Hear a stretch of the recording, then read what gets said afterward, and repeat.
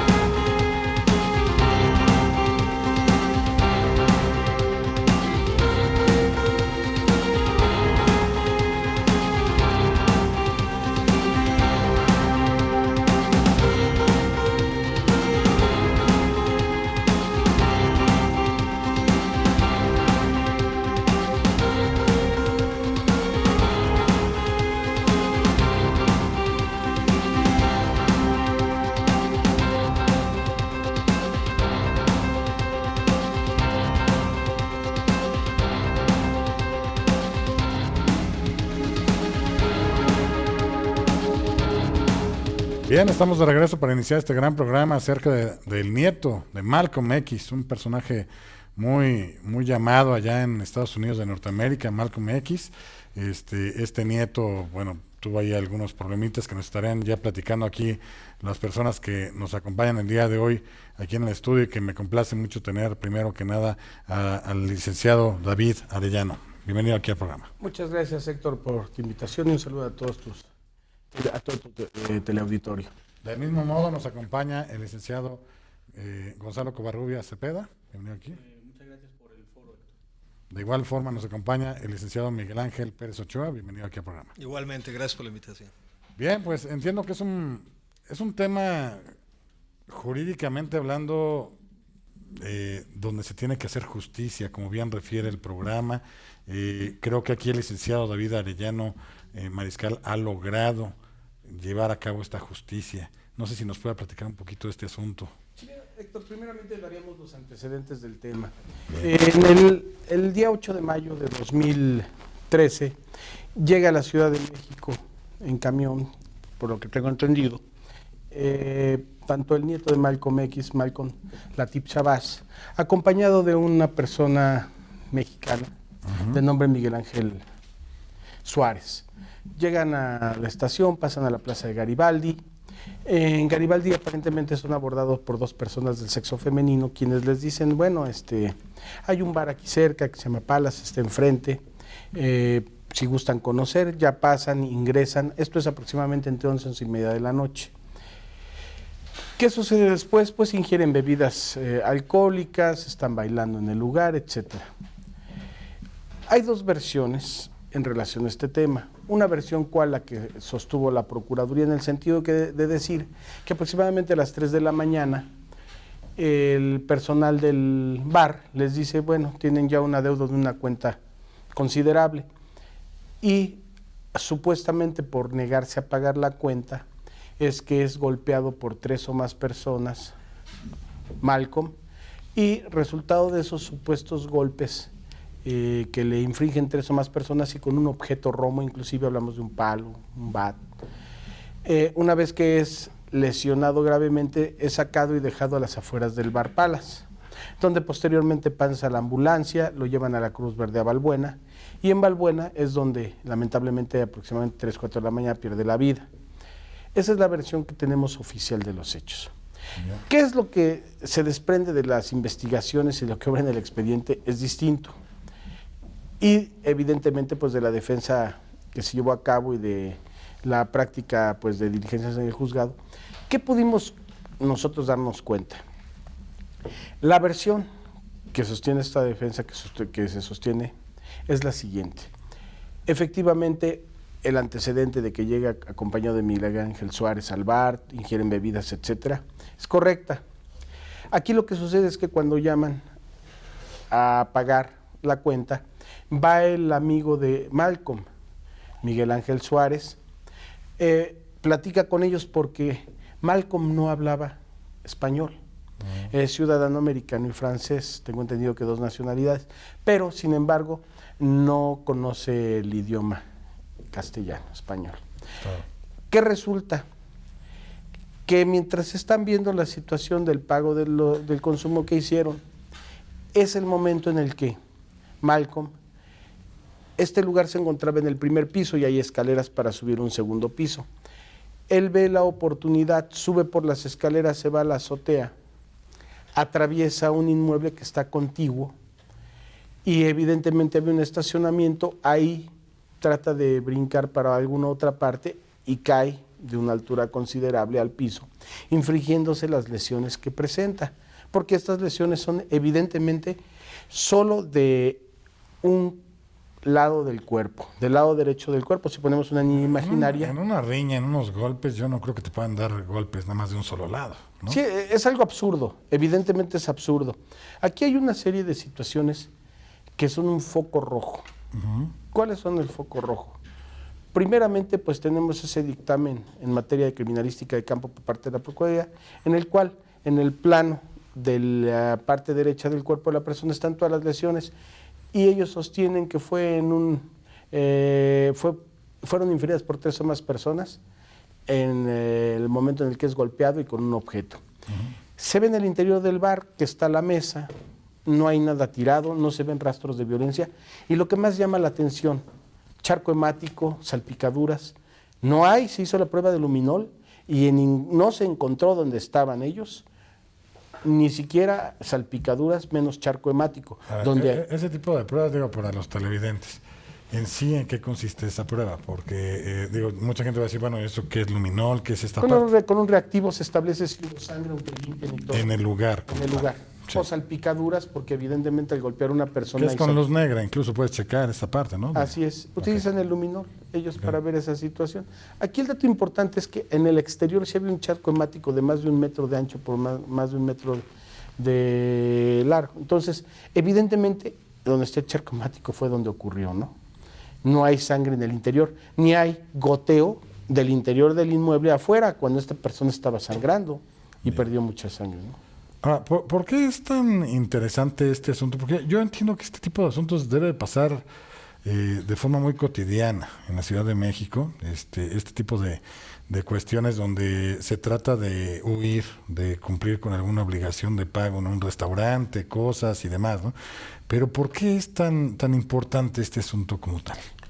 Bueno, este asunto pues tiene características de relevante, primero por la persona de quien se trata, evidentemente, que es nieto de una persona que fue un luchador social en los Estados Unidos al nivel de Martin Luther King, ¿no? Eran los 2 luchadores por los derechos de las personas afroamericanas y evidentemente eso le da cierta relevancia, y por otra parte le da relevancia también el hecho de que es ser extranjero, ser ciudadano americano, o obtener 2 nacionalidades, inclusive también tengo entendido que es francés, esta persona que tenía ambas nacionalidades. En nuestro país, como sabemos, pues la justicia a veces se ve ciertamente... O sea, si yo soy extranjero, ¿me tratan mejor o investigan más a fondo o meten, digamos, culpables a modo, con calzador, digamos? Pues digamos que hay ciertos asuntos que le dan más atención que a otros, ¿no? Es evidente que la Procuración de Justicia en este país pues no hay la infraestructura ni la capacidad para investigar todo, ¿no? Mucha investigación es de escritorio, ni van al lugar ni nada, ¿no? Y en los asuntos que tienen relevancia, como en este caso, pues también hay presiones internacionales, como lo vemos, ¿no? Por la presión esto se resolvió rápido por la presión internacional. No se hace una investigación profesional muchas veces. Se resuelve porque se resuelve. Se tiene que resolver. Y tiene que haber algún culpable, digamos, ¿no? Así es. Licenciado Gonzalo Covarrubias, ¿usted qué opina en torno al tema? Para usted, ¿quién era este luchador social Malcolm X? Porque yo veo que gracias a esa persona hace que todos los demás, que el asunto de su familia se torne algo importante para el gobierno mexicano. Como bien lo dijo David Arellano, Malcolm X fue un luchador social que estuvo precisamente haciendo que los derechos de los afroamericanos estuvieran en boga en los Estados Unidos. Como también lo menciona David Arellano, estuvo al nivel de Martin Luther King, o sea, no es cualquier persona. ¿Por qué es tan importante el personaje de Malcolm Latif Shabazz? Pues porque precisamente es el nieto de ese personaje ilustre del gobierno, bueno, no del gobierno, sino más bien de Estados Unidos, quien luchó precisamente por estos derechos. Hacia la parte de los negros, por así decirlo, ¿no? Porque mucha gente dice, no digas la palabra negro, pero tenemos que decirlo como son las cosas. En aquella época sí se hacía la mención. Esa parte, ok. Y pues bueno, obviamente por la relevancia del personaje que fue Malcolm X, es que se llevan inclusive a cabo manifestaciones dentro de la Ciudad de México para no dejar impune lo que en aquel momento se tenía identificado como el homicidio de Malcolm Latif Shabazz. O sea, cuando pasó eso, hubo manifestaciones. Hubo manifestaciones en la Ciudad de México porque no se quería que se dejara impune el asunto, entre otras cosas. ¿Y de quiénes eran esos manifestantes? O sea, ¿eran extranjeros? ¿Eran pues mexicanos? Algunos yo no dudo que hayan sido extranjeros, otros pudieron haber sido mexicanos, otros mexicanos por nacionalización, pero de naturaleza americana. En fin, todo depende mucho de ubicar el contexto histórico. Finalmente, ¿por qué es relevante el asunto? También es algo que retoma un poco de lo que dijo David Arellano, precisamente por el parentesco de quien desafortunadamente falleció. El punto también es por qué la Procuración de Justicia en México actuó de la forma en la que lo hizo.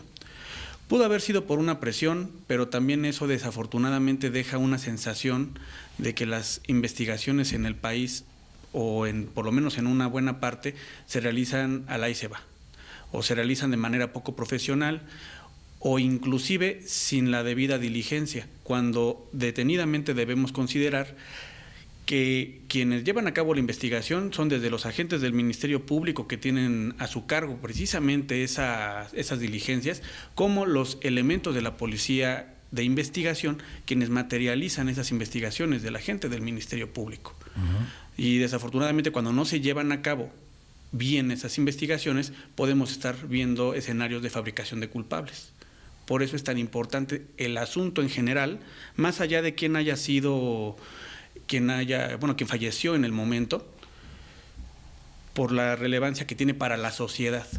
Por la justicia real, ¿no? Y por la Procuración de Justicia, que desafortunadamente, insisto, en aquel momento nada más fabricó culpables. Podría, señalarse que fue también, políticamente hablando, el encuentro a los culpables forzosamente, porque si no me va a afectar en la política del gobierno de la Ciudad de México. En parte sí. Me duele decirlo, pero cuando hay este tipo de escenarios hay que tomar en cuenta que la presión es tal que quieren encontrar a las personas a la de ya. O sea, no importa cómo los encuentren, simplemente hay que tener ya un resultado de 2 a 3 días. Desafortunadamente también en México no tenemos la cultura de la paciencia, todo lo queremos rápido. Y eso fue lo que pasó. ¿En cuánto tiempo llegaron a integrar, la teoría totalmente del caso y de agarrar a los culpables? Pues de acuerdo a las constancias fueron 3 días. 3 días, qué barbaridad. Eso es actuar. Esa es una procuraduría sumamente eficiente. Pero ¿no? también por todo lo que en algún momento se relató dentro de la averiguación previa, fue con base en algunas declaraciones que no vinculan de manera directa a quienes están como sentenciados dentro del proceso penal. Bien, pues. Y que posteriormente fueron dejados en libertad con motivo del amparo que se ganó. Bien, vamos a una pausa comercial y seguimos platicando de este interesante tema. Muchas gracias.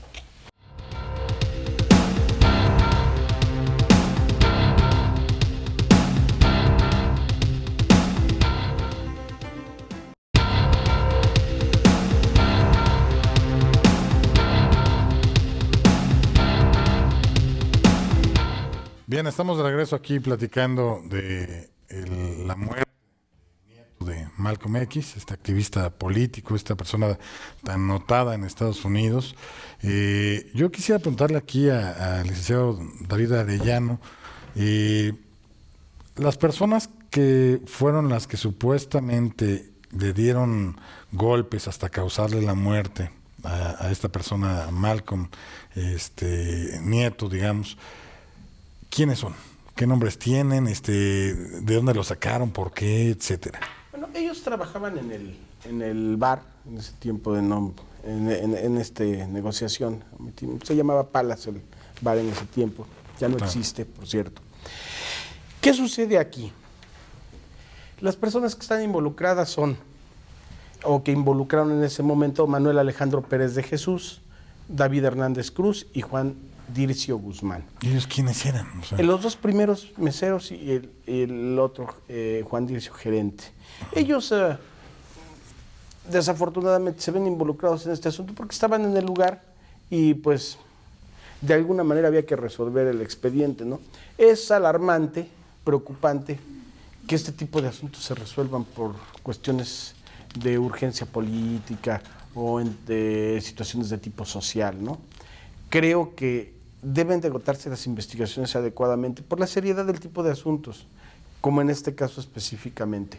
Ellos eran gente pues que trabajaba en el lugar, pero que evidentemente no existió tal conducta delictiva de privar de la vida a nadie. Él sube a la azotea, se pasa a otro predio, posteriormente pues desafortunadamente por su condición en la que se encontraba, que era intoxicado con benzodiazepinas. o sea, sí estaba tomado y aparte traía benzodiazepinas, tóxicos. así es, tóxicos, y eso trae como consecuencia pues la evidente caída de esa altura, ¿no? No estás en tus 5 sentidos del todo. Claro, estar a una altura de varios metros y luego querer brincar de un lugar a otro, pues con esa situación de intoxicación, evidentemente sus reflejos disminuyen y la capacidad de poder brincar. Por lo tanto, tenemos la idea nosotros de que el quererse pasar a otro lugar, pues desafortunadamente no calculó bien y con su grado de intoxicación cae al piso y muere.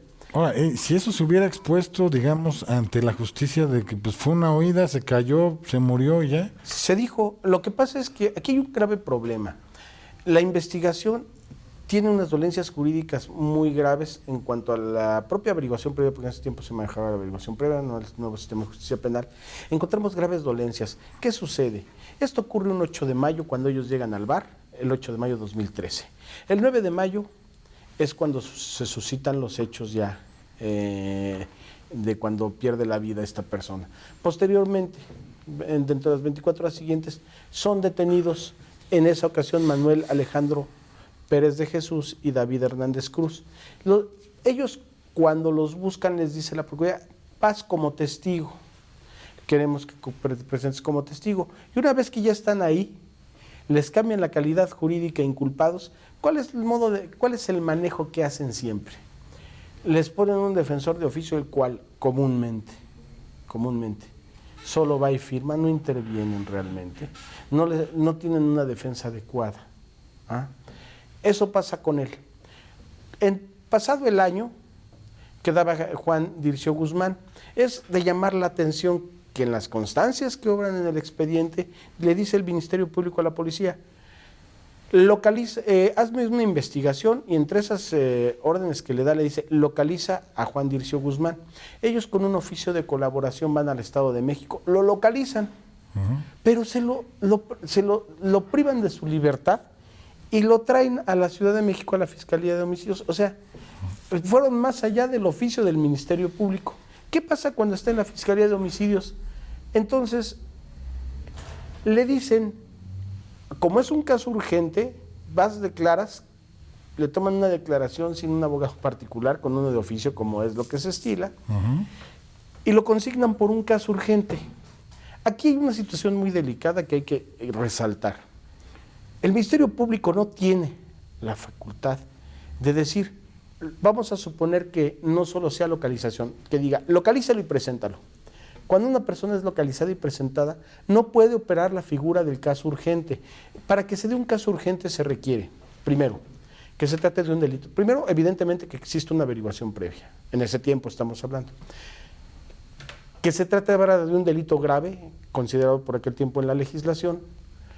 Aparte del delito grave, que existe el temor fundado que se sustraiga de la acción de la justicia y que por la hora no se puede ocurrir ante los tribunales.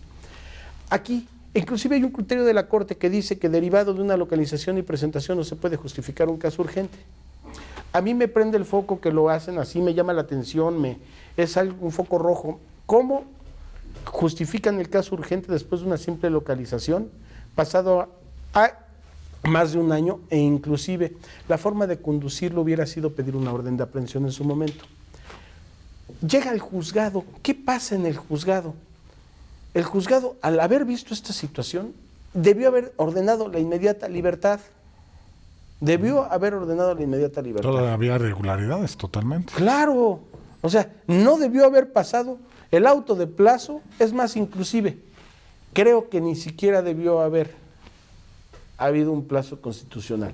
Califico de ilegal la detención e inmediatamente ordeno la libertad. No debió haber ni debieron haber tomado preparatorias. Pero como era un aspecto político, evidentemente. Ahí se maneja otra cosa. Bueno, sí, pues sabemos que la ley a veces se interpreta, ¿verdad? Yo lo he platicado con el licenciado Miguel Ángel Pérez Ochoa, porque si no va a decir que está muy callado aquí, está muy pensativo.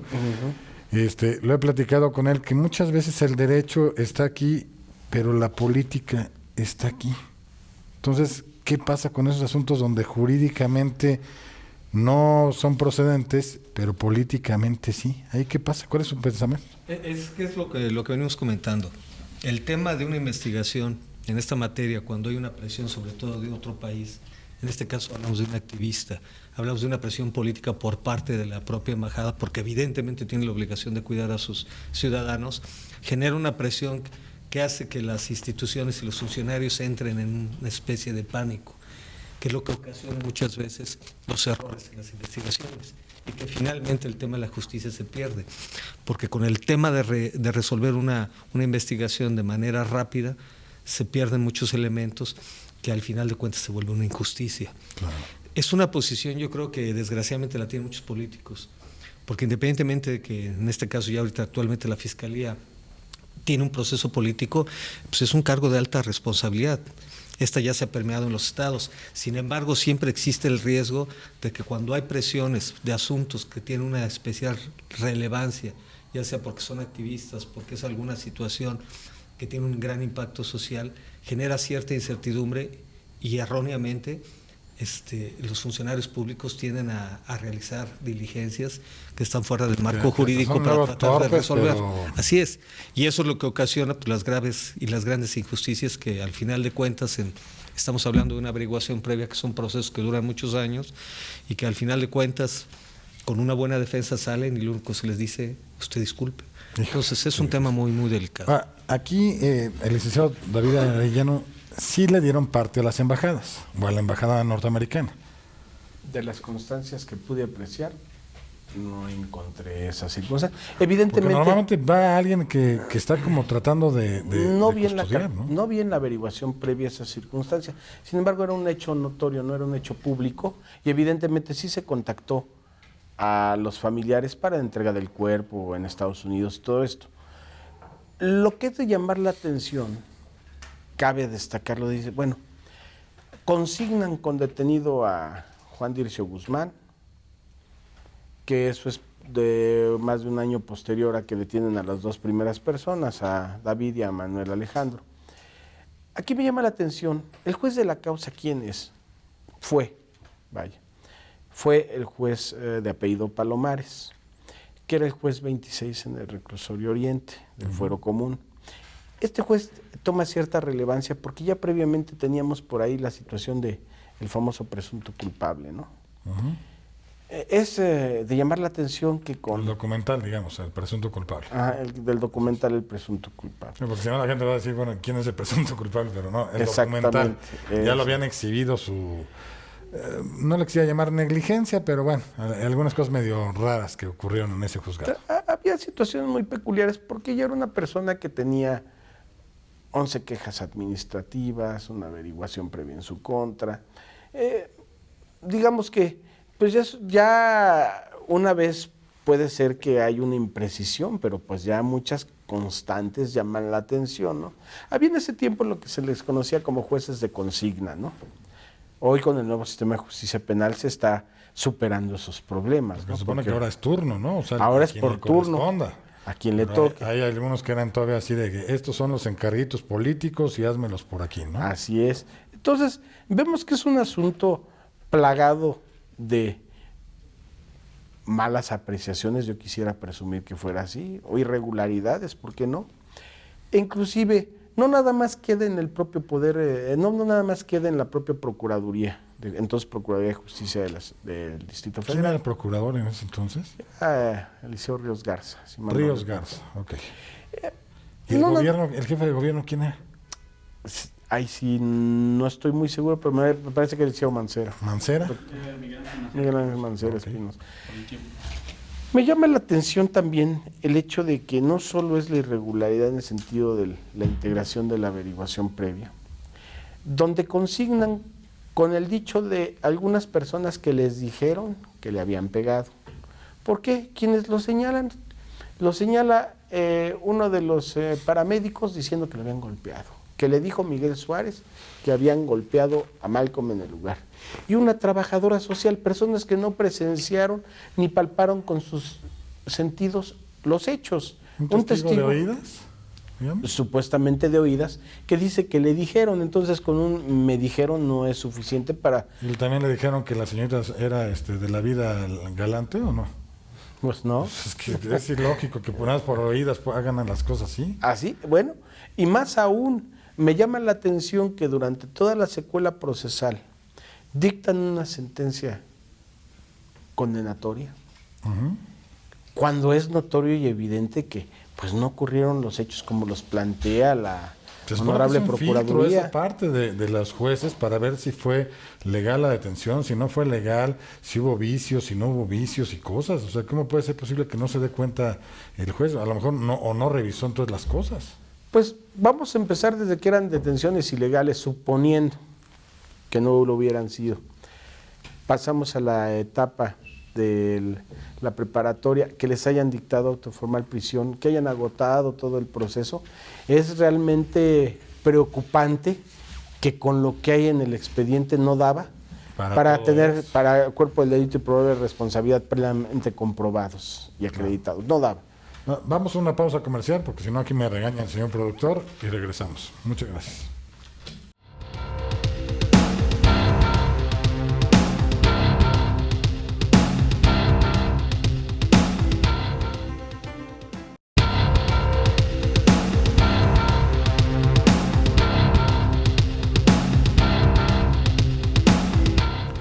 Bien, estamos de regreso y bueno, pues se quedó platicando aquí el licenciado David Arellano.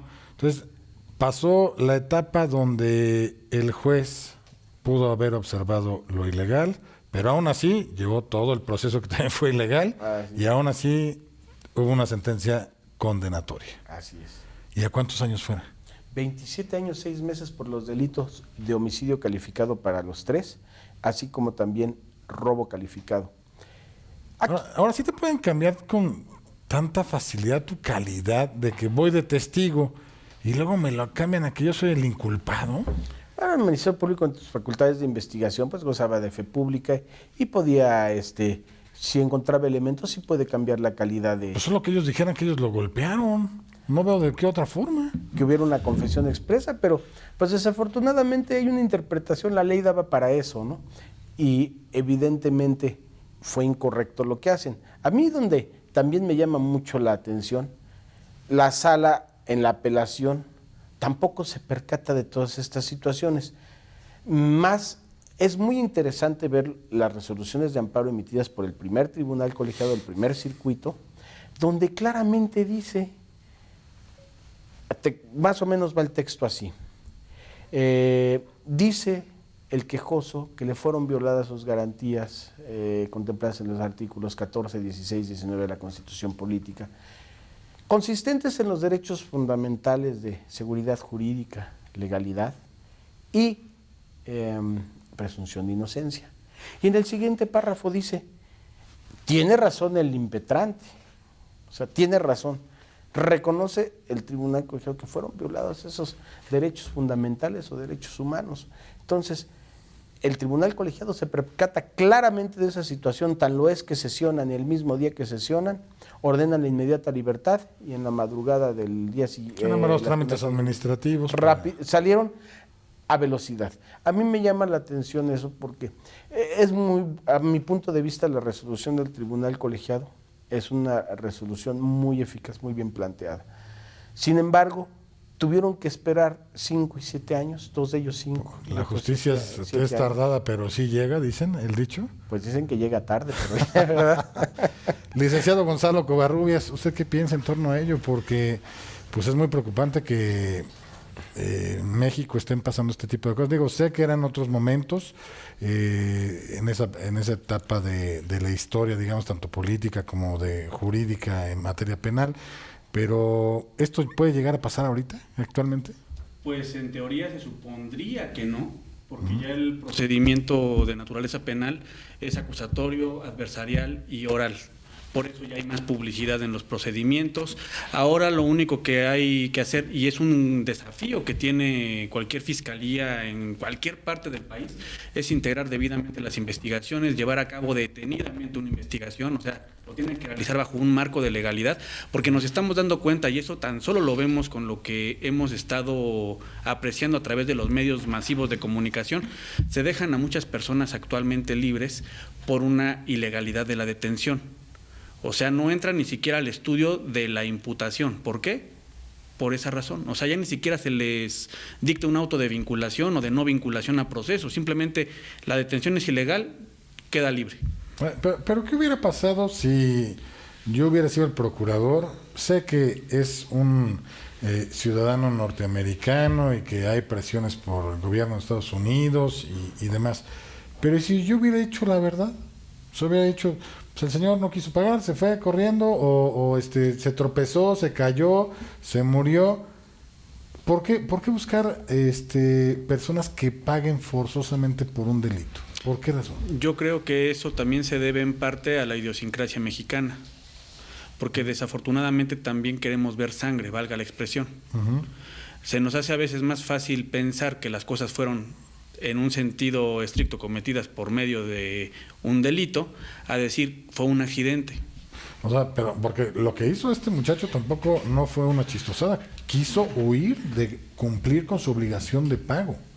Digo, si a lo mejor le parecía muy caro lo que tenía que pagar o tenía algún problema con la calidad de los productos o lo que fuera, en el momento lo puede llevar a cabo, pero él lo que hizo fue tratar de huir del lugar.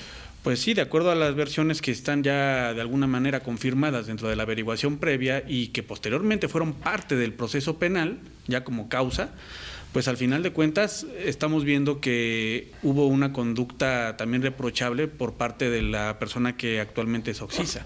Pero entonces, políticamente hablando, si yo le digo al gobierno de Estados Unidos, la realidad fue esta, pero pues no podemos dañar la imagen de Malcolm X, de su familia, de esta persona, entonces hay que decir que él también le violaron todos sus derechos y hasta que terminó en la muerte y demás. Yo desconozco si hubo realmente una comunicación con la embajada, porque como bien lo dice David Arellano, no hay indicios dentro de todo el legajo de pruebas de que así haya sido.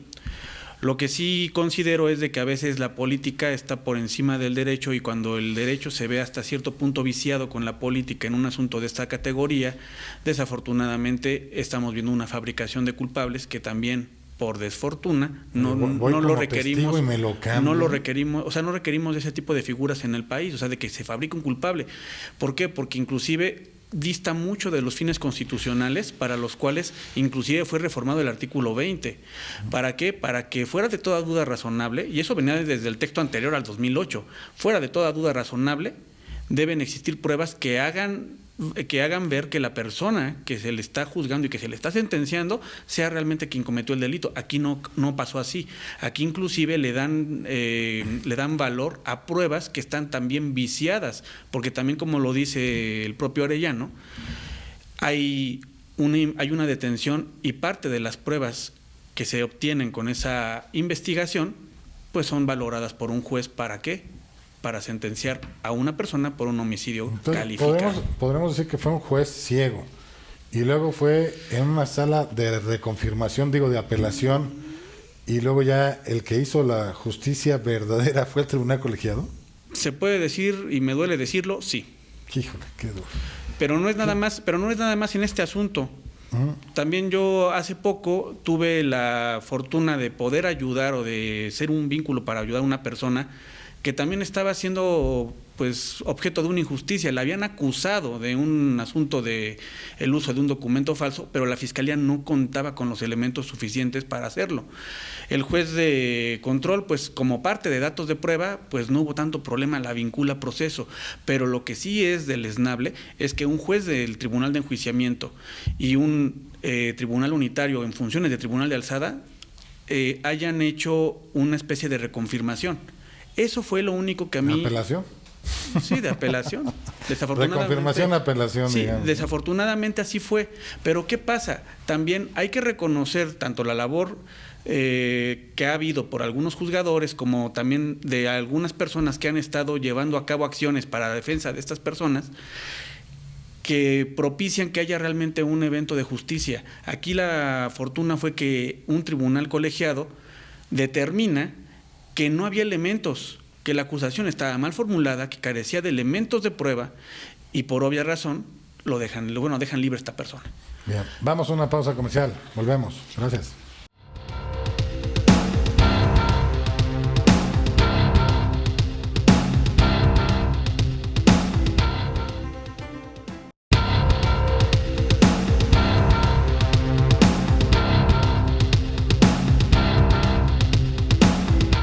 Bien, estamos de regreso aquí tratando pues temas penales que realmente son muy injustos. A mí cuando pasa esto me empieza a hervir la sangre totalmente.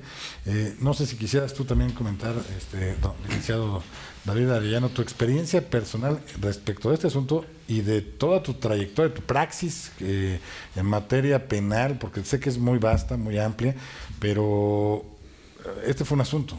¿Y los demás, cómo estás? Bueno, pues me ha tocado ver en muchas ocasiones, esos ya son vicios institucionales, esto viene desde el sistema mixto que teníamos anteriormente, antes del sistema penal acusatorio adversarial oral.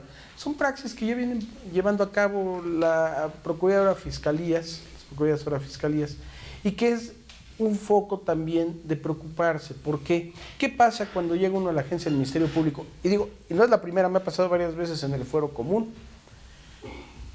Hacen lo siguiente, les ponen a disposición con un informe policial homologado, un IPH, a un imputado.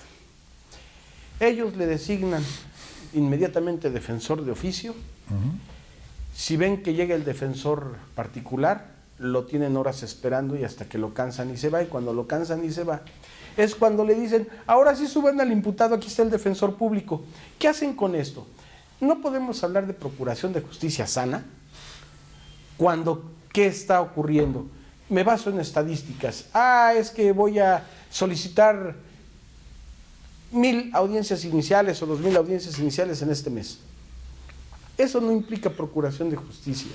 No, es una cuestión administrativa. Una cuestión administrativa. Sin embargo, de esas, si viéramos de cuántas audiencias iniciales con y sin detenido, cuántas se obtienen resultados adversos a la Fiscalía, son la mayoría. ¿Por qué? Porque todo está tejido de tal manera o está elaborado de tal manera que evidentemente son deficientes. No puede sostener, con los datos de prueba que cuentan, no pueden llevar a cabo las audiencias iniciales adecuadamente. Son deficientes sus datos, por una parte. Por otra parte, pues si tiene una buena defensa la persona, prácticamente, pues ya tiene una garantía, porque ahora el nuevo sistema, aun cuando yo no soy muy afecto a él, no comparto que sea la solución a los problemas de justicia. Que ahora ya lo quieren quitar, por cierto. Mejoró en muchas cosas, porque sí lo quieren quitar, pero sí ha dado cierta posibilidad a la defensa de emparejar las fuerzas con la Procuraduría, porque desafortunadamente la Procuraduría actúan así, y ya cuando se ve al abogado, entonces traigan al de oficio, ya cuando regresa uno, ya le tomamos su entrevista, entonces espere la audiencia inicial, va uno a la audiencia inicial, le dan a uno media hora, una hora antes la carpeta porque la lleva el Ministerio Público, la lleva y se le entrega al defensor de oficio ahí, y ahí uno tiene que buscar al defensor para que se le entregue. El nuevo sistema de justicia penal tiene ciertas bondades. Sin embargo, aquí no es el problema los sistemas de justicia, aquí el problema es la gente que imparte justicia y la gente que procura justicia. Los operadores del sistema de procuración de justicia y de administración de justicia no lo hacen con eficiencia. Son la aplicación, digamos. La aplicación. Digo, el Poder Judicial creo que en lo personal tiene también graves deficiencias, como las podemos ver, son menos que la Procuraduría, pero también tienen sus responsabilidades. Y desafortunadamente algo que yo siempre he criticado es, a ver, ¿cómo vamos a tener una defensoría pública que dependa del propio Poder Judicial? O sea, yo juzgo y también defiendo. No debe de ser. Y que aparte hay pocos. Para Así la cantidad de trabajo que hay, es pocos. Mucho trabajo para poco personal. Claro. Otra cuestión, consejos de la judicatura. Se revisan ellos mismos y se sancionan ellos mismos. Es el club de Toby. Debemos de cambiar esa situación y que exista un consejo, sí, de la judicatura, pero integrado por ciudadanos para que revisen aquellos asuntos en los que resuelvan contrario a las constancias que van en las actuaciones. Resuelven en asuntos, se ve claramente que se resuelve contrario a las constancias que hay. No digo que todo es malo. Nos ha tocado jueces que yo puedo aplaudirles, de verdad. Hay excelentes jueces, son los menos. Y en la Procuraduría vemos también un problema similar. Si hay excelentes ministerios públicos, gente es muy honesta. Pero ¿por qué tenemos los problemas de justicia? Es muy sencillo. La justicia, lo he dicho ya y lo repito, la justicia buena cuesta, no le quieren invertir. Tienen ministerios públicos pésimamente pagados, no tienen las instalaciones mal. Yo no creo que estén mal preparados, están mal pagados y la gente mal pagada no trabaja con gusto. Bien. Si hay un mal pago, hay pésimas instalaciones, no hay los medios ni los recursos, tienen computadoras que fallan, poca papelería o no hay papelería nunca comúnmente. Toda esa visión del Ministerio Público lo ha desgastado. ¿Por qué no homologamos lo que gana el Ministerio Público con el Poder Judicial? O bajamos al Poder Judicial a lo que gana la Procuraduría. ¿No? Hay que homologarlos. Bueno, no están se supone que la nueva condiciones. Fiscalía de la Ciudad de México trae todas estas cosas, O sea, se supone que va a haber muchos cambios nuevos y que además su autonomía totalmente dice que va a ser el non plus ultra, digamos, de esta parte. Pues un Ministerio Público básico de ganar 20,000 pesos y un juez gana 80,000, 90,000 pesos, más o menos un juez del fuero común. Más o menos el dato que tengo, no es preciso. Entonces las diferencias son abismales, ¿no? Y vamos a ser muy claros. No podemos pedir justicia buena cuando no le invertimos. Yo insisto, ¿quién confía en nuestras autoridades? Es lamentable que en otros países se peleen porque les pongan cerca sus oficinas de policía y aquí nos peleamos para que no las pongan, ¿verdad? Entonces, si volvemos a la temática, el Poder Judicial gana muy bien, está muy robusto, desde mi punto de vista. No ataco, hay excelentes jueces, hay excelentes ministerios públicos, pero el problema, volvemos, es las condiciones en las que trabajan. ¿Por qué no equipararlos? O pagarle bien a la Procuraduría o nivelar al Poder Judicial. Y quitar los aspectos políticos, porque si no, pues pasa esto que estamos viendo ahorita. No hay autonomía, las fiscalías siguen dependiendo de los ejecutivos locales, las del fuero común, y la Fiscalía General de la República, pues del Ejecutivo Federal. Entonces no existe autonomía en la investigación del delito y las procuradurías estén libres para resolver, vamos a continuar igual. Bien, vamos a una pausa comercial y volvemos. Muchas gracias.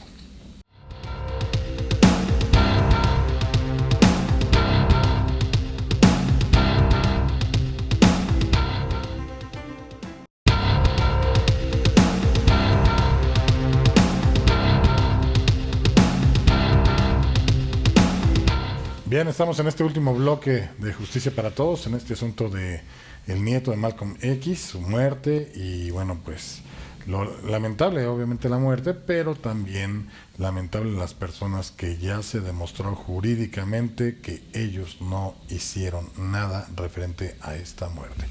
Unas últimas conclusiones, licenciado Gonzalo Covarrubias. Bueno, yo puedo decir que no nada más es jurídicamente, sino también en el mundo de los hechos. Ya se demostró que no fueron ellos, tan es así que andan afuera. Claro.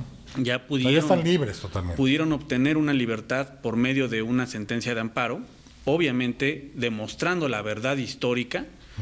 Y ¿cuántos años? Ya gozan de libertad ahorita.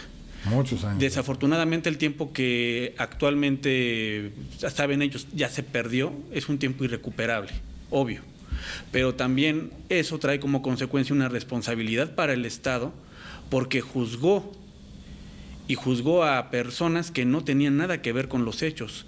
Y desafortunadamente, a pesar de que existen obligaciones del Estado mexicano para indemnizar, esas obligaciones se encuentran veladamente pues en las leyes, pero casi nadie lo hace valer. Bien. Hay obligaciones derivadas de la Fiscalía, valga la expresión, así como del Poder Judicial, que en su caso pudo haber evitado tantas violaciones a esos derechos, y desafortunadamente todo deriva hacia una privación de la libertad, del mismo modo por la sentencia. Claro. Una última conclusión. Yo creo que es muy importante lo que dice el licenciado en el tema de invertirle a la Procuración de Justicia. Es muy importante. La capacidad de la Procuraduría para atender tantos delitos que ocurren en la ciudad rebasa en sí todo lo que es el proceso de investigación. ¿Cuántas veces estamos en asuntos revisándolos en la Procuraduría y no llegan los servicios periciales, no hay los elementos para poder desahogar la investigación de una carpeta de investigación, y finalmente pues ocurren muchas injusticias en esta ciudad derivado de la falta de profesionalización y sobre todo de la falta de inversión en el tema de la investigación. Claro. Esa es la parte medular para poder hacer un sistema de hay que justicia. meterle, porque aparte si hacen cambios justo. ahorita todo el sistema penal nuevamente, pues otra vez es volver a reinvertirle otra vez muchos millones a cosas, volver a hacer cosas. Pues ya estamos en este sistema que funcione, ¿no? Claro, y sobre todo la inversión también en salarios, cuestiones de prestaciones, el tema de las áreas de la coordinación de peritos que tengan los elementos necesarios para poder acudir a todas las carpetas de investigación que se abren diariamente en la Ciudad de México, claro, y que desgraciadamente no se alcanzan a desahogar. Por eso salen muchas personas libres. Claro. Un último comentario aquí del abogado David Arellano, que la verdad le doy un aplauso, la verdad, porque logró demostrar con hechos, con leyes, con toda esta parte normativa, toda esta parte legal, que personas no tuvieron que ver en esto y que ya pueden estar libres, pero supongo que ha de haber sido un calvario para esas personas, porque no me imagino a los familiares, qué pasó con ellos en tantos años que estuvieron en los penales, toda esta parte. No sé si nos puede dar un último comentario. Sí, claro. Bueno, sería importante platicarte de los tres, pues su desintegración familiar, su afectación psicológica, porque son evidentes. Más hay un caso ahí alarmante de uno de ellos, todos son angustiantes, pero todavía es peor, el caso de Manuel Alejandro Pérez de Jesús, de David Hernández Cruz. Claro.